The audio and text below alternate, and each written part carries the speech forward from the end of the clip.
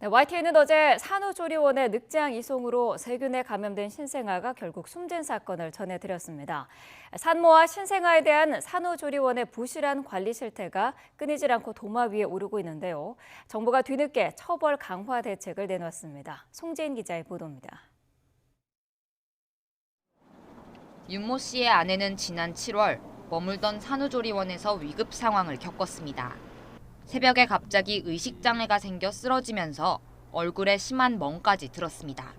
하지만 산후조리원 측은 발견한 지 4시간이 지나서야 보호자와 119에 연락했습니다.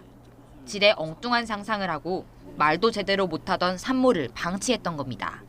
혹시 아빠가 오셔서 부부싸움을 해서 눈이 그렇나 싶어서 그래서 사모님이 말을 안 하시는가 창피스러워서 이렇게 생각했죠, 저희들은.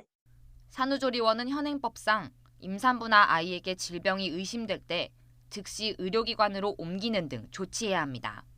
하지만 윤 씨 아내 경우처럼 늑장 이송을 해도 해당 산후조리원은 대부분 경고성 행정처분만 받습니다. 그래서 저희는 그 부분에 대해서는 다 그런 행정처분 시정 조치까지 다 받았는데.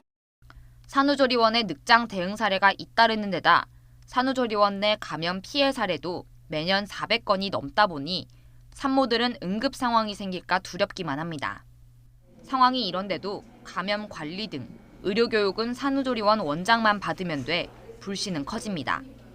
정부는 피해 사례가 줄을 잇자 처벌 강화 등 개선책을 내놨습니다. 다음 달부터 산후조리원의 잘못으로 임산부나 영유아의 생명이 위험해지거나 장애나 불치 상태에 이른 경우엔 산후조리원 폐쇄 명령까지 할 수 있습니다. 어떤 특성상 보건 분야 업무로서 성격을 갖고 있기 때문에 산모나 신생아의 건강 상태를 면밀히 살펴보다가 이상 증세가 발생하면은 신속히 전문 의료기관으로 이송하는 등 업무상의 주의 의무가 일반인보다 높게 부과된다고 볼 수 있습니다. 요즘에는 산모 4명 가운데 3명꼴로 산후조리원을 이용할 정도로 필수에 가깝습니다. 정부가 내놓은 대책이 효과를 내기 위해서는 그에 걸맞는 철저한 관리와 감독이 뒤따라야 할 것으로 보입니다. YTN 송재인입니다.